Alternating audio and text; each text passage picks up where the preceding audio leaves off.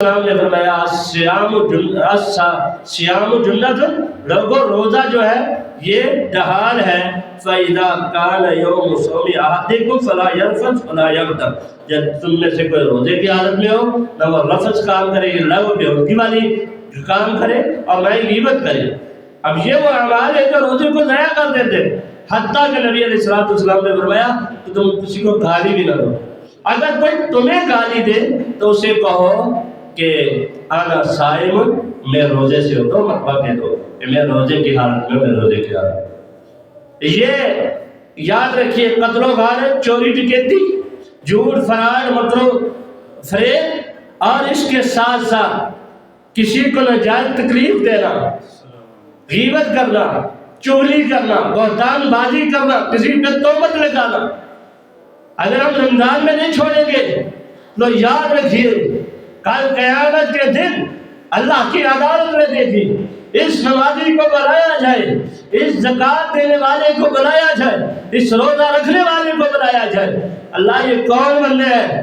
کہا زمین میں تو یہ اچھے لوگ شمار ہوتے تھے، حاجی، نمازی، زکاتی اور صومی، رمضانی، یہ روزے رکھنے والے شمار ہوتے تھے. لیکن اللہ آج کے دن کے ساتھ کیا معاملہ ہونے والا ہے؟ فرمایا آج کا دن یہ قیامت والے دن جو اس وقت امت موجود ہے، یہ امت میں سے سب سے کنگال لوگ ہیں، سب سے مفلس لوگ ہیں. اللہ کے رسول صلی اللہ علیہ وسلم نے صحابہ سے پوچھا تھا نا، من المفلس، مفلس کون ہے؟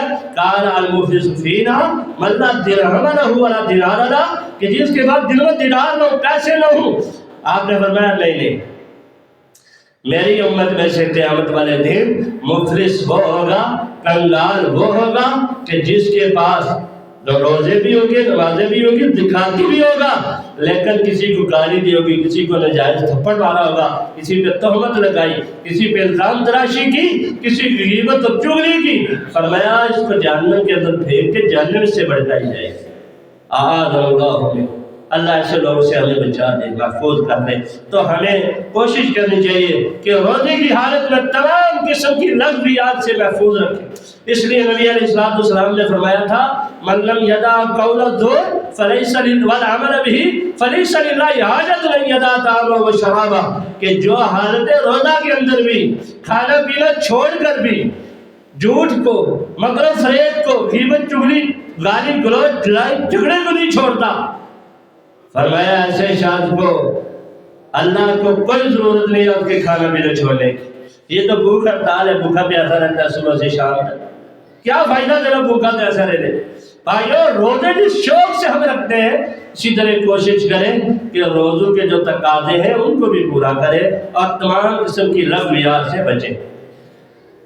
اب جب ہم تمام قسم کی لغویات سے بچیں گے تو کیا رب دے گا؟